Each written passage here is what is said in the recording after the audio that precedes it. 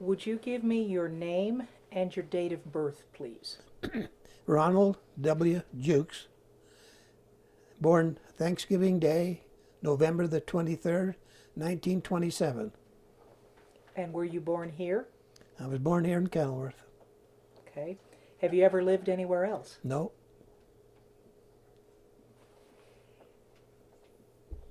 Were you ever employed as a miner? nope. Why not? They didn't want to go in the mine. Okay. Were there other members of your family that were in mining? A lot of them. My dad was a miner when he first came here in 1922. He worked 3 months in the mine. And they had a job opening at the company store, which was owned by the Independent Coal and Coke Company. It was called the Kenilworth Mercantile. And they offered him a job, so he left the mine and went to work at the store and worked for 48 years. Tell me a little about the history of Kenilworth. Well, the Englishmen that discovered coal here in Kenilworth, they named it Kenilworth after the Kenilworth Castle in England. That's how Kenilworth got its name. They really started mining coal about 1906. In fact, in 2006, we had a 100-year birthday party here for Kenilworth, which was nice. The early days, they had to bring water into Kenilworth by big barrels. Eventually, they bought water rights to the Price River, and just outside of Helper, they built a pump house, and they run a line all the way from the pump house clear to Kenilworth. And they stored water in two big redwood storage barrels. And that's the way Kenilworth meant. We still get the water that way today. If you just outside of Helper, there's a big tavern right there. Mm-hmm. Then there's a coal facilities. Well, that's where the pump house was. And in between the pump house and that tavern, they had two settling ponds. And they would pump the water out of the river, because at that time, the Price River was a polluted river. They'd pump it out, let the water settle, and they had a pipe from each settling pond. Then they would open the valve, run the water in to the pump house, where it was chlorinated and pumped all the way to Kenilworth. So it's gravity feed from the tanks? Well, yeah. In fact, right now, Price River Water takes care of all our water and sewer lines. I'm kind of hoarse today, so. But they have a smaller pump house now, part way up from Spring Glen, what we call Spring Glen. When you go up to the top of that steep hill, you'll see it. There's a small. Gravity takes it up to there. The pressure takes it up to there, and then it pumps it up. Now we have a big metal storage tank up on top of the hill there that we store the water in. Did the company that owned the mine also build the town? Yes, they did. How's it work being a company town? Did the miners rent the houses or what? They all rented the houses. I'm curious about the company town aspect. If the mine company owned the property and did the town layout and built the houses, how did they determine which miners got to live here? They really didn't determine anything. If they had vacancy, and they hired them for a job. If there was a house that was vacant, that's the one they got. Did the railroad come up here? Oh yes. Which one was it?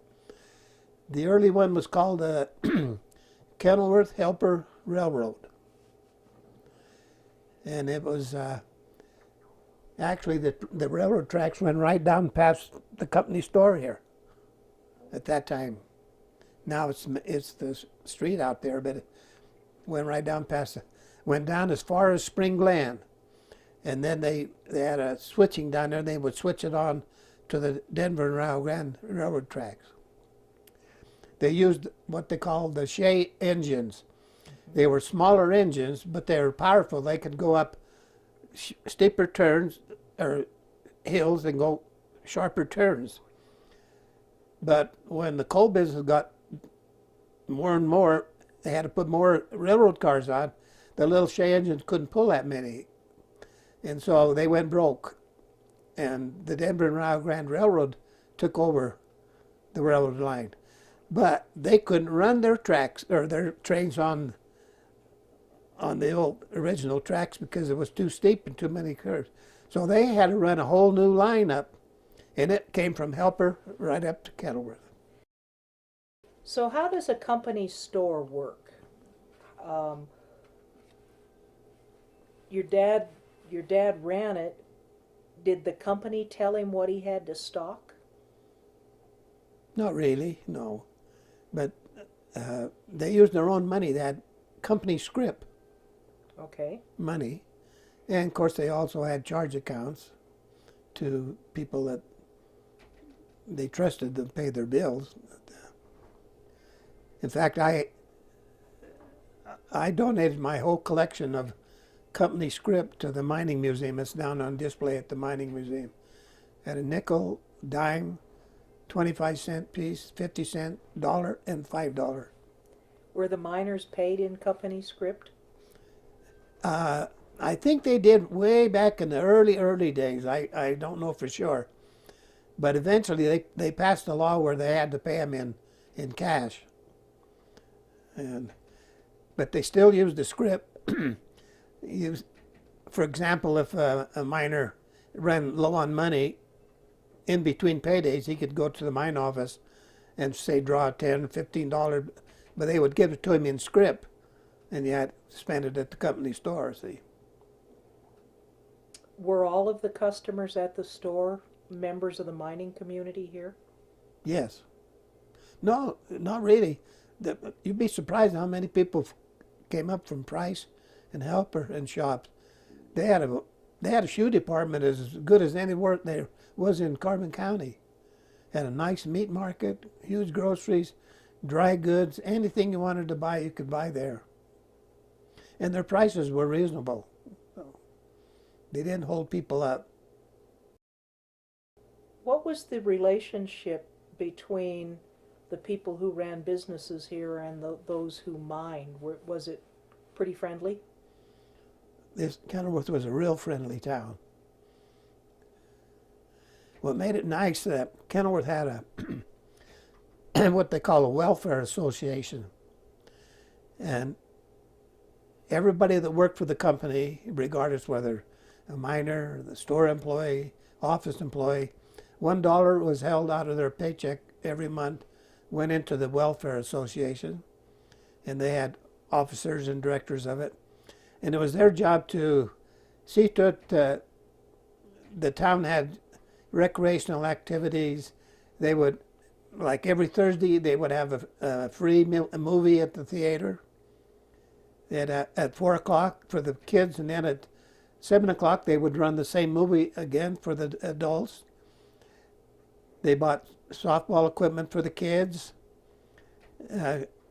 They'd sponsor 4 or 5 free dances during the year at the amusement hall. New Year's, of course, being a big dance, and all that money would come from the welfare association. Christmas time, they'd have a special movie with Santa Claus bringing, bags of candy and nuts to all the kids. And another good thing they did, every summer, they would pay Helper City $500 or Price City, whichever one they chose, $500, and they would purchase free swimming passes for all the kids. Was there a school here? Yes, there was. Did you go? Oh, yes. First grade, they had first grade to 8th grades. It was kind of an unusual school. How so? Well, on the main floor, you had the first grade, the second grade, the fifth grade, sixth grade, seventh grade, and the eighth grade. Then you went down a flight of stairs. At the bottom of the stairs, straight ahead was the furnace room. To the left was the boys' bathroom. To the right was the girls' bathroom. Then you turned the corner and went down 4 more stairs. And the third grade was on the east side, and the fourth grade was on the west side. They were underground, below ground level, those 2 rooms. Yeah. How long did that school operate? They closed it in 1959, and 1960 they tore it down. The only one of my kids that went to school there was my oldest daughter, Laurie. She went to the first grade, and that's when they closed the school. The rest, they had to be bussed out of town after that. Did World War II bring any big changes to Kenilworth? Yes, I can tell you an interesting story. See, at one time we had a Japanese boarding house. We call it Jap Town, Greek Town. That's the upper section of town. And when the war started, they had to take all the Japanese people out of here. I remember we had a new family moved in. A Japanese boy was, he was 2 grades lower than me, but he was kind of big for his age, and he could do all these tricks out on the monkey bars that all us kids couldn't do. You know, we were all kind of jealous of him.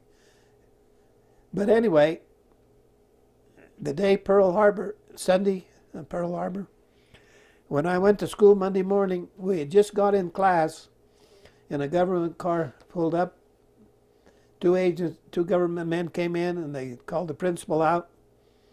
The next thing I saw was them taking that Japanese boy out and putting him in the car, and they were gone. And I assume another car went and picked up his parents. Never seen him or heard from him again. Did the coal mines increase their production during the war? Oh yeah, during the war they were working 7 days a week, double time. A miner could work almost as much as he wanted to work. How did that affect the store? It helped the store. In fact, in 1947, I graduated from Carbon High School in 46. In 1947, I started at Carbon College. It's not called college anymore, but Right. and I went to the fall quarter and the winter quarter, and I played on the college basketball team. Most of the servicemen were home, and the mine was still booming. And all the young kids my age, they were hiring them at the work on the, they wouldn't let them go in the mine, but they give them jobs on the tipple, the carpenter shop, and different, and they making more money than my dad could pay help at the company store. So he said, you're going to have to quit long enough to get me over this busy time. And I did. And that year, the company store did $333,000 business that year. That was a record. Wow. For a mining camp store. $339,000 they did in business. And then I got to liking it so well, I never went back to college. So that was my college experience, 2 quarters. And when did the company close the store? Around 1963, I think, 64. Right in that area. I'm not exactly sure, but early 60s, I know. Yeah. And did that coincide with closing here of the mine? Yeah. Yeah, they were starting to downsize everything. They sold the Japanese boarding house. Some people bought it, tore it down. They sold the hotel. It was tore down, moved out. They sold the amusement hall. It was a huge building, brick building. Had a 500-seat theater. One of the nicest dance halls in Carbon County. They had a library, Union Hall. In 1963 or thereabouts, was the market for coal drying up? Yeah, it fluctuated. Coal was always it would go up sometime and then it would go draw down, but uh, it was getting no, they were still doing pretty good. But see what happened? They hired a new general manager in 19, I think, 51 or 2. His name was W.J. O'Connor. He was kind of what they call an efficiency expert out of Kennecott, I think. And when they hired him, the first thing he did was got a program started, and they tunneled through the mine at Kenilworth and connected Castle Gate because they owned both mines. So they closed the Kenilworth operation down, and all the coal went out the Castle Gate side. In fact, the men that worked at Kenilworth had to even go to Castle Gate to go into their own mine to work. Mr. O'Connor was the one that did that. And that was really the downfall of Kenilworth once they tunneled through the mine, it closed everything down. What time was the heyday here in Kenilworth? Was it the 20s or the 30s or the 40s? Oh, I'd say the late 30s and the 40s was the big time. Yeah. And do you remember how many people that might have been? Kenilworth had almost 1,100 in its peak, about 1,100 population. Now there's probably maybe 300 left. No business up here at all, nothing. And what were the businesses that were here when you were growing up? Just the company store was all. In the early days of the company store, the office was upstairs in the balcony.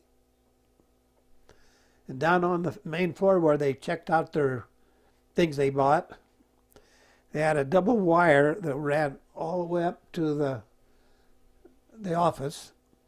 And they had a little metal cap on with a jar that screwed into it. Then they had a pull handle. So we'll say a customer came and bought $20 worth or $12 worth of merchandise. Well, the clerk would wrap it up and ring it up on their adding machine, and say the customer gave him a $20 bill. Well, he would take the $20 bill and the adding machine tape, unscrew the jar, put it in, pull the handle, and they'd shoot that up to the office upstairs, and they would make the change and then send it back down. No money exchanged hands on the main floor. Looking back on growing up here in Kenilworth, what do you think your best memories are? Probably baseball. We had a town baseball team. See, they had a Carbon County baseball league. It was called the Carbon County Coal League.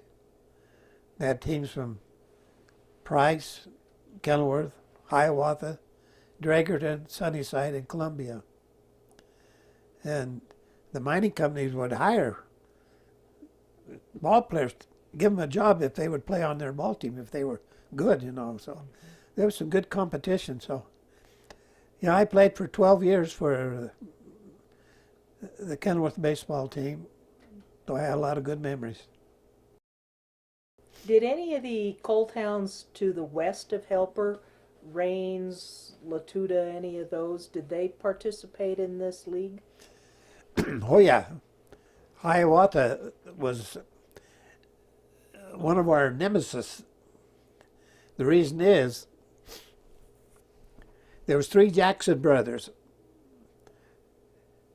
Thomas Jackson was a security guard here.